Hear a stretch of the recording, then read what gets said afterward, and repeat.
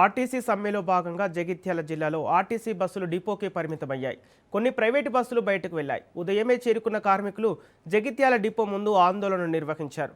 ప్రభుత్వ హామీల అమలు చేయాలని, కార్మికులను ప్రభుత్వంలో విలీనం చేయాలని, మహాలక్ష్మి పథకం కింద పేరుకుపోయిన బకాయిలను వెంటనే విడుదల చేయాలని కార్మికులు డిమాండ్ చేశారు.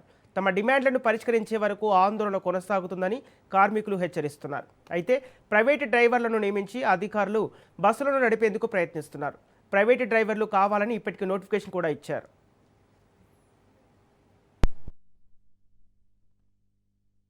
పొద్దున 3 గంటల నుంచి ఉద్రిక్తంగా కొనసాగుతుంది. ఎందుకంటే దీనికి ముఖ్య కారకులు ఎవరంటే ప్రైవేటు ఓనర్లు మా ఆర్టీసీ వాళ్ళను కడుపు కొట్టడానికి తప్ప ఇంకొక ఏ పని లేకుండా వాళ్ళ బస్సులు తింపుగా మేము వద్దట్లేము. లోపలికి వచ్చి ఇక్కడ మేనేజ్మెంట్తో కుమ్ముక్కై మమ్మల్ని చాలా ఇబ్బందులకు గురి చేస్తున్నారు. వాళ్లకు మేము ఎలాంటి హాని చేస్తలేము. గేట్లో ఒక 5 నిమిషాలు కూర్చుండి మా నిరసన తెలుపుకొని పక్క జరుగుతున్నాం తప్ప ఇప్పటివరకు మేము బస్సులను ఆపట్టే ప్రసక్తే లేదని చెప్పడం జరిగింది.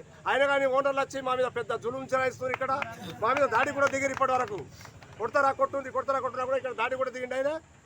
ఆయన పేరు కూడా ఓనర్ ఏం పేరు గంచర్ల వేణు.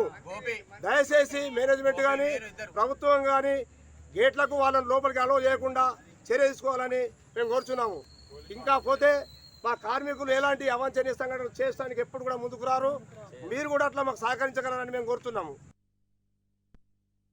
రోజు జగిత్యాల పరిధిలో 111 సర్వీసెస్ నడుస్తాయి. నిన్న సమ్మె కారణంగా ఓన్లీ అద్దె బస్సులు మాత్రమే 53 బస్సెస్ నడపడం జరిగింది.